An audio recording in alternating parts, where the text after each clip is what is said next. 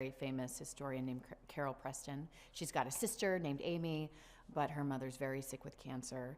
And then all of a sudden there's a knock at the door, and Homeland Security shows up and says, Lucy Preston, come with us. And all of a sudden she's whisked away to Connor Mason Industries, where she finds out that time travel is real. And she's introduced to a military fella named Wyatt Logan, and they immediately don't like each other.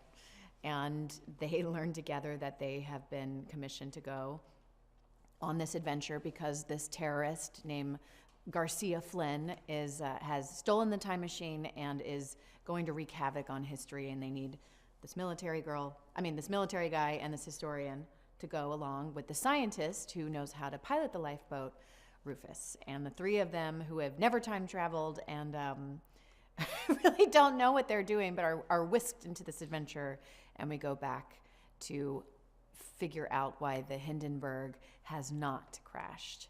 And that really is where we leap into the story. And what you find out through Timeless is every week we go and follow this evil organization named Rittenhouse to see why they are trying to change time or not change time or preserve history or change history. And we think that Flynn is our bad guy through season 1 because he keeps saying Rittenhouse, he's after Rittenhouse, so we're after him, so we're all after Rittenhouse.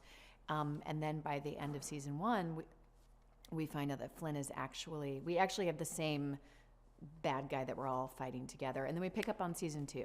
And season 2 is really where we get to the nitty-gritty of trying to stop Rittenhouse from bending all of history to their will. They have this, mindset of their perfect present, and so they're going back in time to try and change all these events to preserve what they think is this pretty whitewashed, very,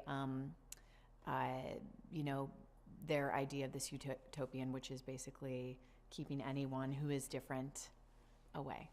And I love the metaphor of that. And so here we are, we get to the end of season 2, and basically what's happened through the adventure of time travel is that we get to shine a light on all of these incredible historical moments in time. I love season 2 because we really focused on all the female and minority stories.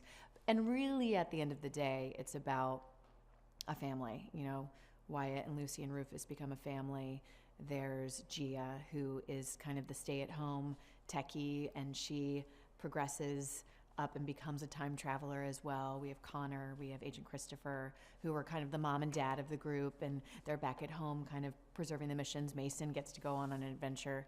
So really by the time where we get to season 2, we're so invested in the characters, and their relationships are the ones that are ultimately at stake. And what you learn about Lucy is that her mother is actually like the head of the Rittenhouse organization, who is also working for her grandfather, who they had to go back. And so it's all in Lucy's blood. I mean, it is a very kind of tricky, Rubik's Cube of relationship, really starting with Lucy's family. And she's the one that's going to have to stop her family business. So that's kind of where there's so many ins and outs, but it's a time travel whodunit of the week, and then ultimately a family drama. But is it the finale? I mean, let's get real here. We've been canceled twice and brought back from the dead twice. Our real lives are mirroring the show. Somehow we keep changing history. I mean, literally, I went to bed one night with a canceled show and woke up to an uncanceled show. I mean, I woke up this morning and wasn't beat to poop. And then at the end of the day, I'm beat to poop. So there you go. That's the show in a nutshell. No, yes and no. But we are in the middle of shooting our finale, like you said, and at the end, the big season cliffhanger, and someone to really mention is there has been an evil ne'er-do-well that's more evil than all of them, and it's Emma, who's kind of who we met in season 1, and she's been the growing, really evil villain, and Emma and Lucy have a big showdown, and Emma beats Lucy to poop, and every time you say poop, I have to go brr, and so that's where we pick up right where we left off, And I mean, poor Lucy. Let's talk about Lucy for a second. So at the end of season 2, her mother is killed. Her grandfather is killed. Wyatt didn't choose her. He chose his wife, who basically came back to life, which we understand. But then he decides, I should have chosen you, and I love you, after she kind of started to give up hope. And now she's got feelings for Flynn, who's kind of a bad guy, but kind of not a bad guy. And he is about to confess his undying love for her as well. And she also got beat up within an inch of her life. So that's where we pick up with Lucy and the finale. So things are looking up. It can only go up from here, guys. So yes, we're in the middle of shooting the finale, and so these are the leftover wounds from the Lucy versus Emma greatest showdown. Well, it's so interesting because Malcolm rapped last night, and I just burst into tears. Like I mean, so much of our characters have mirrored our experience because we didn't know each other at all when we got cast, and here we are. We're sent to another town, another country to shoot the pilot. Then the pilot gets picked up, and then here we are, kind of thrust in the adventure together. And I would say that Matt and Malcolm and I have been the perfect compadres for each other. I mean, they're brothers to me, and we delight in each other's uniqueness. I mean, we could not be more different from each other, and somehow it all works, and we have tremendous respect for each other's craft and also for each other's sensibilities, because our sensibilities are all different, but somehow together they create this kind of perfect trifecta. And it's been really great, because one of my favorite movies is The Three Amigos. So it's like I feel like I've gotten to kind of have my own Three Amigos adventure through shooting the show. And we have so many inside jokes that nobody will be interested in knowing about. But you will find when you come to set, it is just, usually it's us just laughing ourselves silly, and then action, and being very serious about time travel. So I'm just very grateful that it was them. And I mean, there's too many to count, but I would say the moment that sticks out is we didn't know each other. We were shooting our first scene together. We're in Vancouver. We're at an airfield. There's all these gorgeous, historical, just perfect planes. These aircrafts, they built part of the Hindenburg out there. And we're shooting our first scene together. And all of a sudden, it was like we had to go. Oh, it was the first time that we did our bit around where we made up names of people in the present and went undercover as people in the present. And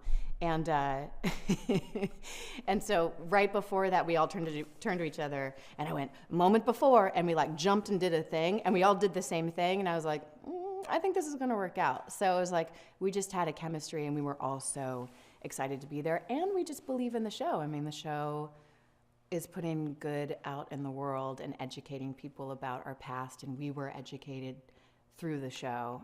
I think particularly for Lucy. I mean, I literally give a history lesson every single episode, so I have learned quite a bit about history.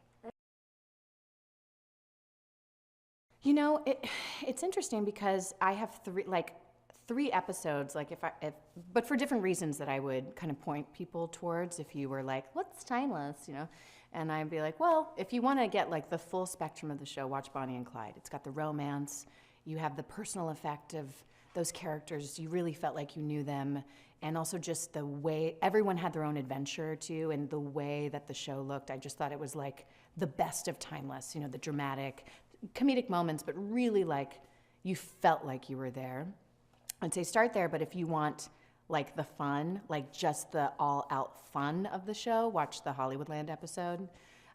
That is a delight. It's just so funny. Malcolm's so funny. Matt, there's so much romance. It's where Lucy and Wyatt really, after 1,700 episodes, finally have a moment. A personal thing. Matt Whitney, who wrote the episode, they had kind of built in that Lucy was a singer, so she gets thrust on stage because they're the music. They're the next big musical act, and Wyatt won't go up, so he pushes her on stage. And there's just so much comedy and musical comedy, which I love. And the early 40s is one of my favorite time periods. So I would say that's a great follow-up for the fun. And then I would say for the kind of the really important, the activism of the show I would, point people towards our suffragette episode where you learn about Alice Paul and Grace Humiston, and two of our really bombastic female figures that people don't know a lot about and are so significant. Now, we just went through a big vote, and 2020 is going to be our centennial of women being able to vote, and that's really the birthplace of that story. And it was just so impactful. We were at Paramount Studios and have hundreds of women dressed in the, 1918 garb and wearing suffragettes banners and holding Mr. President, it was unbelievable. And we just had the Women's March, and I think it's just so reflective of really to look back and see how far we've come and how much further we have to go, and visit our grandmothers of history who have really paved the way. So those are kind of my 3 go-to episodes.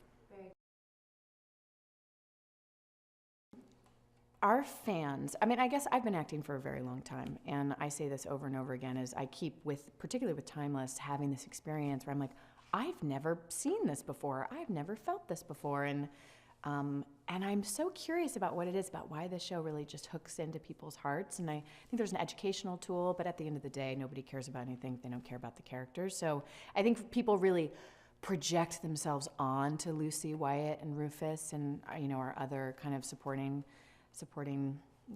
roles. And I think people are really hungry to learn about what came before and how do we change our future. And we're also dealing with these themes of fate versus free will. So I think it's we're constantly, every day we wake up well, if I chose this, but if I didn't do this, what would happen? And we get to explore that on the show. So I think that has kind of hooked in this fan base that has just become so impassioned, and to be at the forefront of something that people love so much is overwhelming. I feel very humbled. I feel very grateful that everywhere I go, there's goodwill and favor, because I travel quite a bit, and families stop me, teachers stop me, young, old. I get stopped by an 8-year-old, I get stopped by an 80-year-old, and it's really funny to take pictures with lots of 80-year-olds too. It's just hey guys. I get to go to DC because the Smithsonian has been a huge supporter. I got to go to the National Women's Party Museum and to the First Feminist Library because of the suffragette episode and what we have done for spreading, more interest in history. It's been overwhelming, and just grateful to the fans that they're putting their money, their energy, their time. I just have never been a part of something like that, and so this 2-hour finale is for the fans. They brought us back from the dead again, and so all of this is for them, and hopefully it's